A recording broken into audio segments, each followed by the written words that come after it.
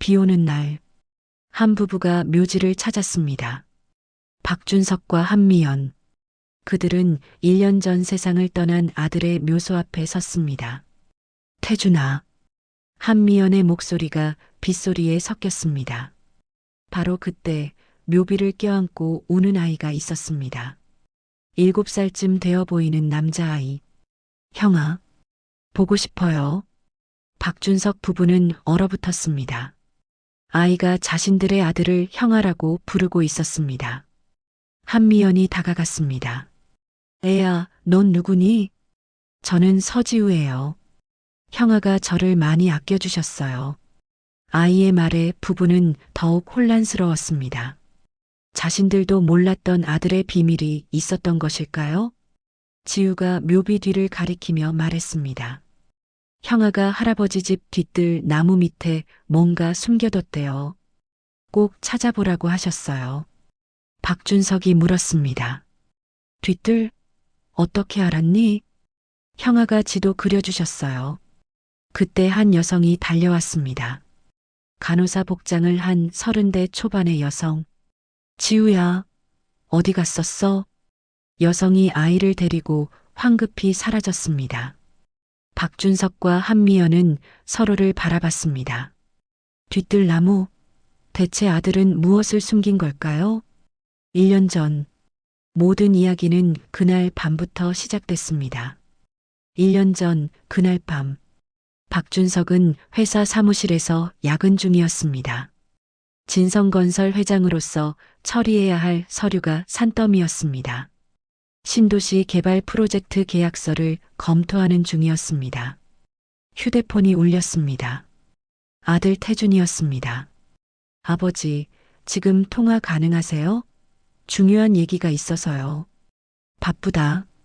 나중에. 박준석은 전화를 끊었습니다. 중요한 계약서를 검토하는 중이었습니다. 수천억 원 규모의 프로젝트였습니다. 1시간 후 다시 전화가 왔습니다. 아버지, 꼭 할 말이 있어요.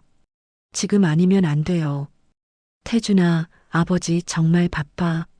내일 얘기하자. 알았지? 박준석은 짜증 섞인 목소리로 말하고는 전화를 끊었습니다. 3번째 전화. 이번에는 아예 받지 않았습니다. 회의 준비에 집중해야 했습니다. 다음 날 새벽 4시, 경찰에게서 연락이 왔습니다. 댁의 아드님이 회사 옥상에서 추락했습니다. 지금 바로 병원으로 오십시오. 박준석과 한미연은 황급히 병원으로 달려갔습니다. 하지만 이미 늦었습니다. 응급실 침대 위 하얀 천으로 덮인 아들의 모습. 안 돼. 태준아, 일어나. 제발. 한미연이 아들을 흔들며 울부짖었습니다. 경찰은 자살로 추정된다고 했습니다. 옥상 난간을 넘어간 흔적이 있고 유서는 없지만 최근 스트레스를 많이 받았던 것 같다고. 자살이라니요? 우리 아들이 왜 스스로 목숨을. 한미연이 믿을 수 없다는 표정으로 경찰을 바라봤습니다. 박준석은 아들의 유품을 받았습니다. 휴대폰, 지갑, 시계, 그리고 회사 신분증. 휴대폰을 켜자 미확인 전화가 3통. 모두 자신에게 건 전화였습니다. 어젯밤 자신이 끊어버린 그 전화들. 마지막 통화 시도는 사망 추정 시각 30분 전이었습니다. 박준석의 손이 떨렸습니다. 아들이 마지막으로 하고 싶었던 말이 뭐였을까? 혹시 도움을 청하려 했던 걸까? 장례식장. 조문객들이 찾아왔습니다. 회사 임직원들, 친척들, 친구들. 정우진 전무도 왔습니다. 그는 박준석의 오른팔이자 회사 실무를 총괄하는 인물이었습니다. 회장님, 정말 안타깝습니다. 도련님이 그렇게 훌륭하셨는데 어떻게 이런 일이. 정우진은 진심으로 슬퍼하는 것처럼 보였습니다. 박준석은 고개를 끄덕이며 조의를 받았습니다. 장례를 치르는 사흘 동안 한미연은 계속 의문을 제기했습니다. 여보, 우리 아들이 정말 스스로 그랬을까요? 태준이는 그럴 아이가 아니에요. 경찰도 자살이라고 했잖아. 증거도 그렇고. 하지만 이해가 안 가요. 태준이는 항상 밝았고 직장 생활도 잘하고 있었잖아요.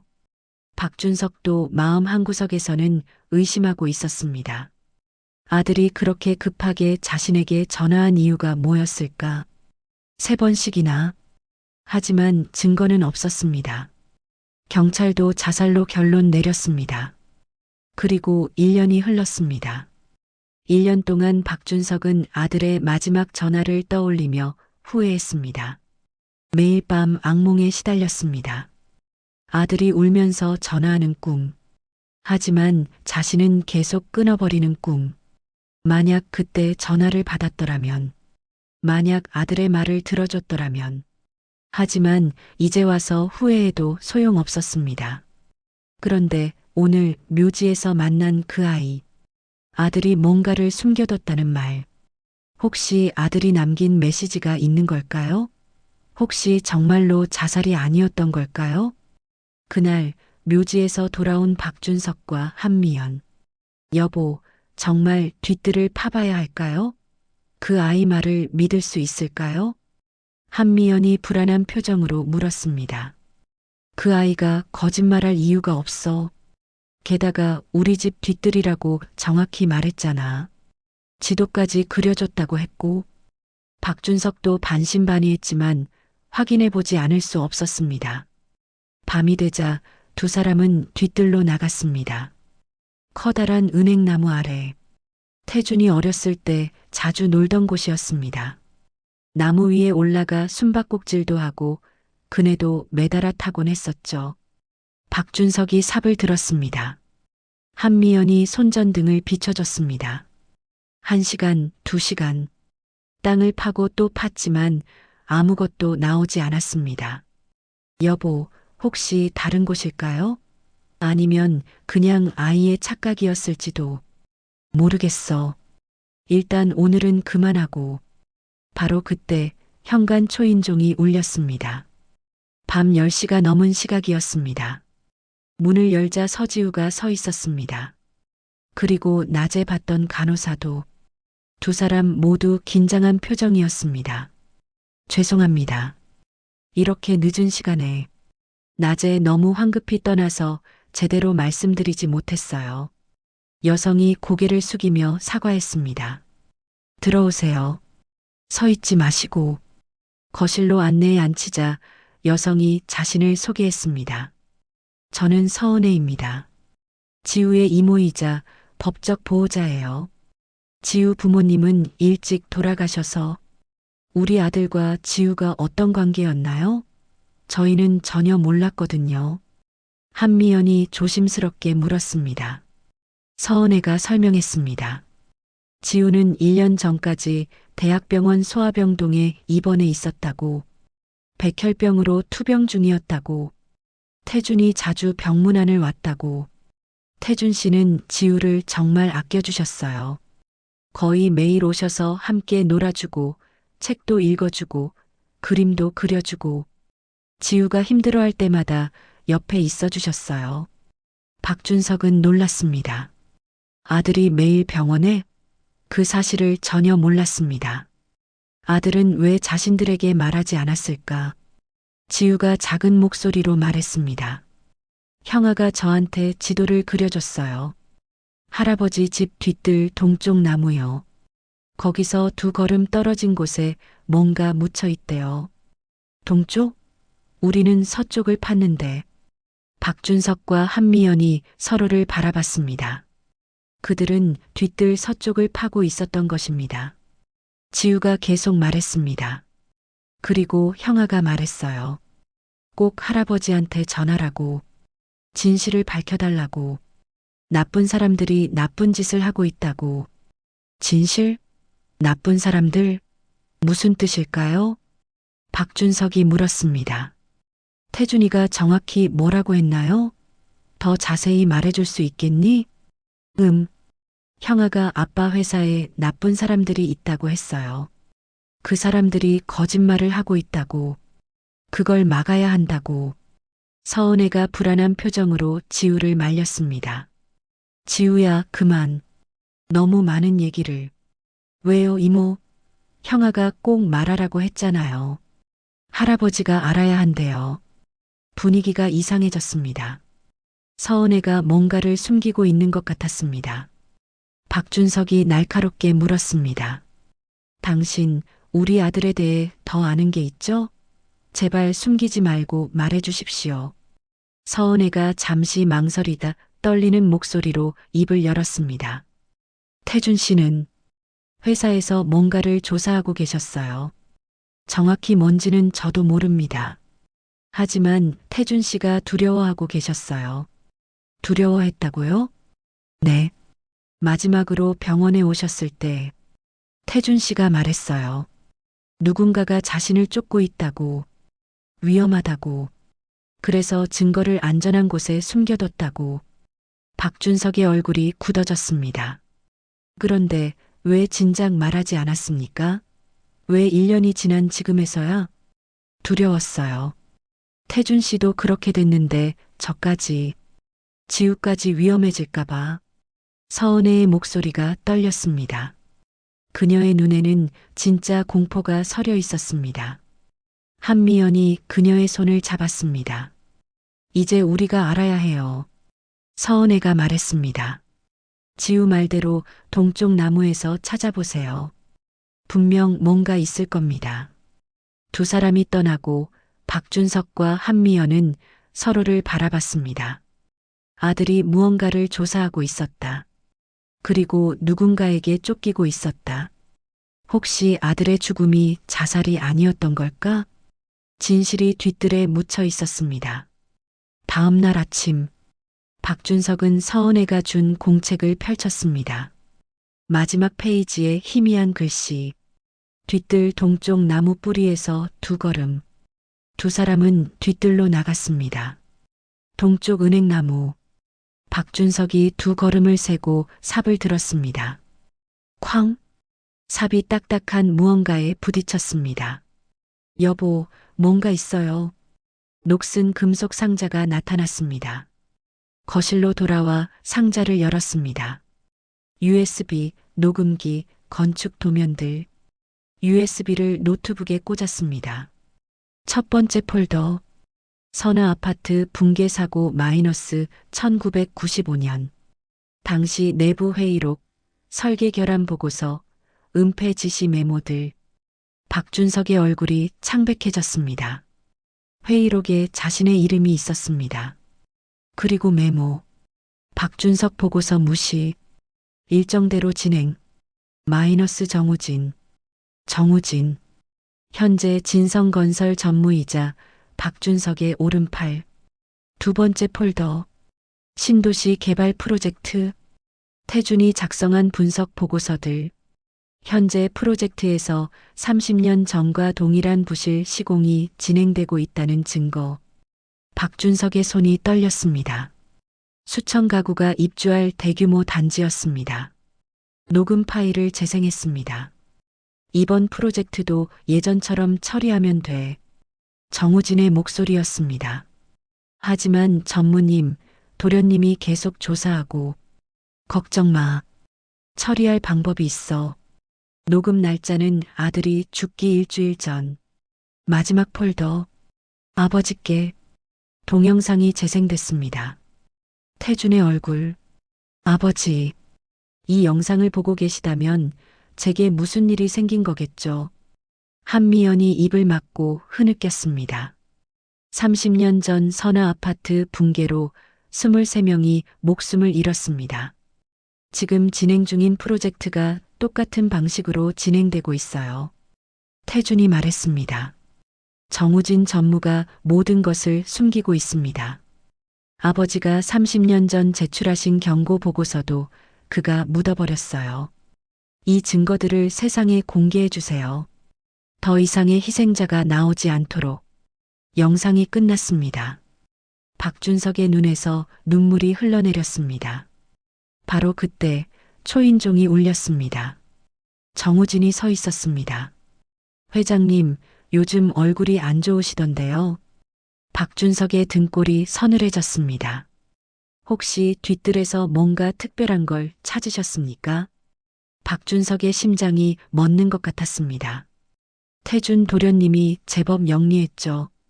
하지만 증거를 숨길 곳은 집밖에 없었던 거 아닙니까? 정우진이 협박했습니다. USB를 넘기라고. 안 그러면 태준처럼 사고가 또 일어날 수 있다고. 나가주게.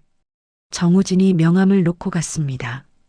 내일까지 답을 달라는 말과 함께 문이 닫힌 후 한미연이 남편을 붙잡았습니다. 여보, 어떡해요? 박준석의 눈빛에 결연함이 떠올랐습니다. 이제는 싸워야 했습니다. 며칠 후 한미연은 대학병원 소아병동을 찾았습니다. 한 간호사가 말했습니다. 태준 씨는 항상 지우 곁에 있었어요. 밤새도록 손을 잡아주고 한 번은 지우가 물었대요. 형아는 왜 나한테만 잘해줘? 그때 태준 씨가 뭐라고 했는지 아세요? 간호사가 조용히 말했습니다. 형아가 미안해서 그래. 형아 때문에 내가 아픈 거야 라고 했대요. 한미연의 심장이 철렁 내려앉았습니다. 집으로 돌아와 박준석에게 말하자 그가 파일을 열었습니다. 선아 아파트 희생자 명단. 서민아 29세 마이너스 딸 서지우 당시 2세 남겨둠. 지우 엄마가 선아 아파트 희생자. 모든 퍼즐이 맞춰졌습니다. 태주는 회사의 과거를 조사하다 지우 엄마가 희생자였음을 알았고 그 죄책감에 아이를 돌본 것입니다. 내가 그때 끝까지 싸웠더라면, 그랬다면 그 23명도 죽지 않았을 거야. 박준석의 목소리가 끊어졌습니다. 바로 그때 문이 열렸습니다. 서은혜가 지우와 함께 들어왔습니다.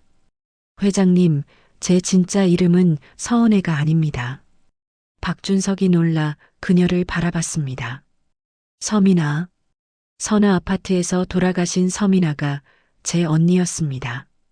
박준석의 눈이 커졌습니다. 서은혜가 희생자의 가족이었습니다. 저는 30년 동안 진실을 찾아왔습니다.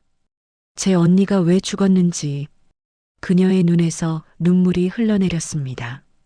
태준 씨가 저를 찾아왔을 때 처음엔 믿을 수 없었어요. 가해자의 아들이 진실을 밝히려 한다는 게. 그녀가 박준석을 똑바로 바라봤습니다. 회장님, 도와드리겠습니다. 이제 더 이상 숨지 않겠어요. 함께 싸우겠습니다. 박준석의 눈에서 눈물이 흘러내렸습니다. 혼자가 아니었습니다. 저녁 6시, 박준석은 정우진의 사무실로 갔습니다. USB를 책상에 놓았습니다. 현명한 선택을 하신 것 같군요. 정우진이 USB를 집어들었습니다. 박준석이 조용히 물었습니다. 자네가 내 아들을 죽였나? 정우진이 의자에 기대며 말했습니다. 태준 도련님은 너무 고집이 세셨어요. 몇 번이나 경고했는데도 계속 파고들더군요. 결국 선택의 여지가 없었습니다. 박준석의 주먹이 떨렸습니다. 자네는 괴물이야. 괴물이라. 하지만 회장님, 30년 전 침묵을 선택한 건 누구였습니까? 그 순간 사무실 문이 열렸습니다. 검찰 수사관 5명이 들어왔습니다. 정우진의 얼굴이 굳어졌습니다. 정우진 씨, 건축법 위반, 증거 은폐, 그리고 살인 교사 혐의로 긴급 체포합니다. 정우진이 박준석을 노려봤습니다. 박준석이 조용히 말했습니다. 내가 준 건 빈 USB일세. 진짜는 이미 검찰에 제출했네. 자네가 김 변호사를 협박하는 동안 서은혜 씨가 검찰에 가 있었네. 정우진이 발버둥치며 소리쳤습니다. 당신도 30년 전 공범이었잖아. 박준석이 고개를 끄덕였습니다. 알고 있네. 나도 책임을 지겠네. 다음 날 진성건설 본사 로비에는 기자들이 가득했습니다. 박준석이 단상에 올랐습니다. 한미연이 옆에서 그의 손을 잡았습니다. 플래시가 터졌습니다. 박준석이 깊게 고개를 숙였습니다. 30년 전 선화 아파트 붕괴 사고에 대해 말씀드리겠습니다. 그의 목소리가 떨렸습니다. 저는 당시 신입사원으로 설계 결함을 발견했습니다. 보고서를 제출했지만 상부의 압력에 굴복해 침묵했습니다. 기자들이 카메라를 들이댔습니다. 그 침묵으로 인해 23명이 목숨을 잃었습니다. 그리고 그 죄책감은 제 아들에게까지 이어졌습니다. 박준석의 눈에서 눈물이 흘러내렸습니다. 제 아들 박태준은 진실을 밝히려다 목숨을 잃었습니다. 정우진 전무에 의해 한미연이 남편의 어깨를 감싸 안았습니다. 저는 오늘 이 자리에서 모든 책임을 인정합니다. 진성건설 회장직에서 물러나며 법적 처벌을 받겠습니다. 희생자 가족 여러분께 진심으로 사죄드립니다. 30년이나 늦었지만 용서를 구합니다. 기자회견이 끝난 후 박준석과 한미연은 서은혜와 지우를 만났습니다. 서은혜가 박준석에게 고개를 숙였습니다. 용기를 내주셔서 감사합니다. 박준석이 고개를 저었습니다. 자네 언니에게 정말 미안하네. 서은혜가 눈물을 닦으며 말했습니다. 언니가 살아있다면 이렇게 말했을 것 같아요. 이제 그만 괴로워하세요라고. 지우가 박준석의 손을 잡았습니다. 할아버지, 형아가 자랑스러워할 거예요. 박준석이 아이를 안아 올렸습니다. 한미연이 세 사람을 바라보며 미소 지었습니다. 고통스러운 진실이었지만 이제 더 이상 숨기지 않아도 됐습니다. 6개월 후 박준석은 법정에서 선고를 받았습니다. 업무상 과실치사 및 증거 은폐 방조로 징역 2년, 집행유예 3년. 정우진은 살인교사와 건축법 위반으로 징역 15년을 선고받았습니다. 신도시 프로젝트는 즉시 중단됐고 전면 재조사에 들어갔습니다. 가을 어느 날 박준석과 한미연은 태준의 묘소를 찾았습니다. 한미연이 묘비 앞에 국화꽃을 놓았습니다. 태준아, 엄마 아빠 왔어. 박준석이 무릎을 꿇고 말했습니다. 아들아, 아버지가 늦었지만 내가 원하던 일을 해냈다. 바람이 불어왔습니다. 내 덕분에 많은 사람들이 구해졌어. 아버지는 내가 자랑스럽다. 한미연이 남편의 손을 잡았습니다. 바로 그때 뒤에서 목소리가 들렸습니다. 할아버지, 할머니. 지우가 달려왔습니다. 서은혜가 뒤따라왔습니다. 지우가 박준석에게 안기며 말했습니다. 형아한테 인사하러 왔어요. 아이는 묘비 앞에 꽃을 놓고 두 손을 모았습니다. 형아, 나 요즘 학교 잘 다녀요. 친구들도 많이 생겼어요. 그리고 이제 할아버지 할머니가 생겼어요. 박준석의 눈시울이 붉어졌습니다. 서은혜가 말했습니다. 오늘 저희 집에서 저녁 함께 하시는 건 어떨까요? 한미연이 놀라 물었습니다. 저희가 가도 될까요? 가족인데 당연하죠. 그 말에 박준석과 한미연은 서로를 바라봤습니다.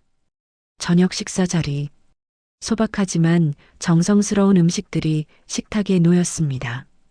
지우가 박준석 옆에 앉아 열심히 밥을 먹었습니다. 서은혜가 조심스럽게 물었습니다. 앞으로 어떻게 하실 계획이세요? 박준석이 대답했습니다. 건축 안전 관련 재단을 만들려고 합니다. 선화 아파트 같은 비극이 다시는 일어나지 않도록. 한미연이 남편의 말을 이었습니다. 남은 재산을 모두 그곳에 쓸 겁니다. 서은혜가 말했습니다. 저도 돕고 싶어요.